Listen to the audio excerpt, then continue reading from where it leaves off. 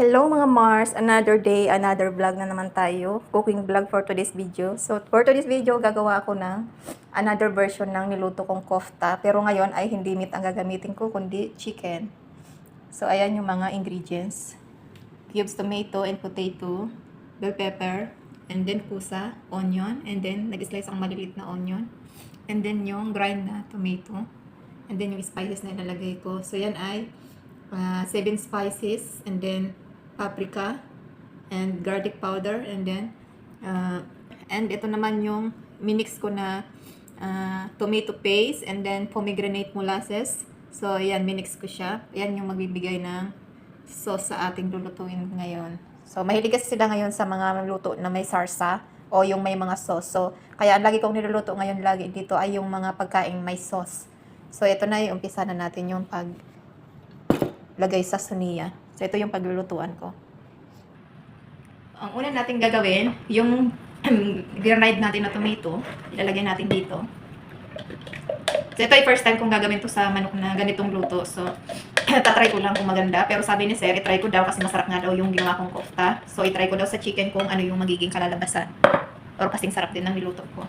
So, yung tomato, and then ito yung onion. I-mix-mix ko lang. And then, ilagay ko na yung minix ko na pomegranate molasses. So, marami yung nilagay ko kasi nilagyan ko ng tubig to, 1 cup. Marami yung nilagay kong sauce kasi nga mahilig sila sa may sauce. Ayaw ni Sir ng pagkain na dry. So, kailangan may matitira siyang sauce kapag naluto. So, ayan na. So, ngayon, ilalagay ko ngayon yung mga spices. Pinaghalo-halo ko na. And then, mix. Maglagay na rin ako ng salt.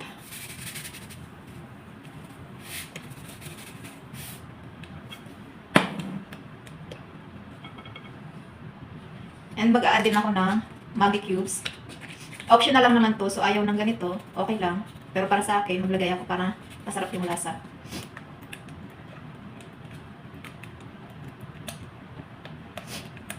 Ayan, mix na natin. So ilalagay ko na yung chicken. Isasalansan ko lang siya dito. Lagyan ko pala muna ng salt yung chicken kasi hindi siya nalagyan ng salt. So, lagyan ko muna. And then, mix ko lang. Salt lang to. Para may lasa yung chicken. So, ganyan lang.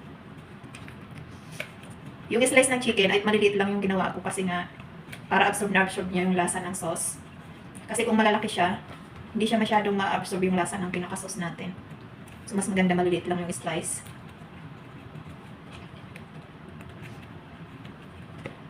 So, ganyan lang. And then, after that, ilagay na natin yung cubes onion. Medyo marami yata ang na-slice kong gulay. Parang napakarami nito. So, hindi ko siya ilalagay lahat kasi ang dami. Pero yung kusa, ilalagay ko lahat. Kasi ito yung kakainin lang ni Madam. Diet is life. So, dito sa bahay na to, lahat ng tao dito ay healthy. Properly na. So, lahat dito nag-workout, exercise. Kahapon, nag-workout si Madam, saka si Sir. Kasama yung trainer ni Madam. Nagulat ako kasama si Sir nag-exercise. So, dito, lahat ng tao na dito ay workout person na. Tapos, aware sila sa kalusugan nila. Ayaw nila yung maging humba-humba. Hindi katulad ng ibang mga tamad mag-workout, tamad mag-exercise, yung ibang mga tao dito sa Saudi Arabia. Sila, nag-iisip din nila yung kalusugan nila. Saka lagi ko silang i-encourage na mag-workout, mag-exercise kasi nga sabi ko para sa kalusugan nyo rin yun kasi nga nagkakaedad na kayo. So buti na lang yung mudra ko ay nakikinig sa akin kung ano yung sinasabi ko. And pag nakikita nila akong pumapayat, naiingit din sila. Tinatanong nila kung bakit pumapayat ako ng mabilis at mabilis din naman akong tumaba. Ako kasi kapag sineryoso ko talaga yung pagde-diet ko at pagpapapayat ko, madali talaga akong pumayat, madali rin naman akong tumaba. Ayan, ilagay ko na pala lahat, so sakto lang naman. So, hindi ganito yung version na ginawa ko ng kofta, ng pagluluto. Pero, yung mga sangkap ay ganito rin. Pero, hindi ko siya nilagyan ng mga gulay, like kusa, patatas, and then yung cubes na onion. And then yung, sa kofta kasi na meat, ang nilagay ko lang ay yung, katulad nito, yung tomato lang. Yun lang yung nilagay ko. Pero, wala yung mga ganyang vegetable. Kaya yung properly ng pagluto noon, medyo maganda yung ibabaw niya kasi kitang-kita mo yung pagkaka-arrange ng meat sa kanong mga spices niya at yung gulay sa ibabaw. Ito kasi medyo crowded siya, so ganyan yung kinalabasan niya. Pero okay na yan, at least yung lasa niyan ay same pa rin doon sa niluto ko. So ayan, ilalagay ko na siya sa oven. Lulutuin ko lang siya ng 1 hour.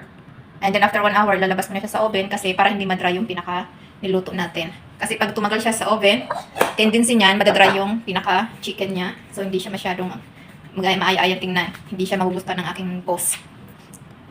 So ayan. Tapos na, lagay ko na sa oven. Preheated ko lang yung oven sa 1 hour. And then maximum. And then lalagay ko lang siya sa down. So after nyan ng 1 hour, ilalagay ko siya sa taas, and then 15 minutes lang para lang mag-broil yung chicken sa ibabaw.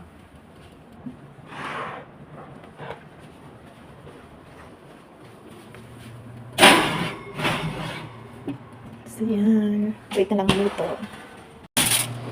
So yan, ang bango niya kasi nilagyan ko siya ng herbs sa ibabaw, nilagyan ko siya ng slice na shallot.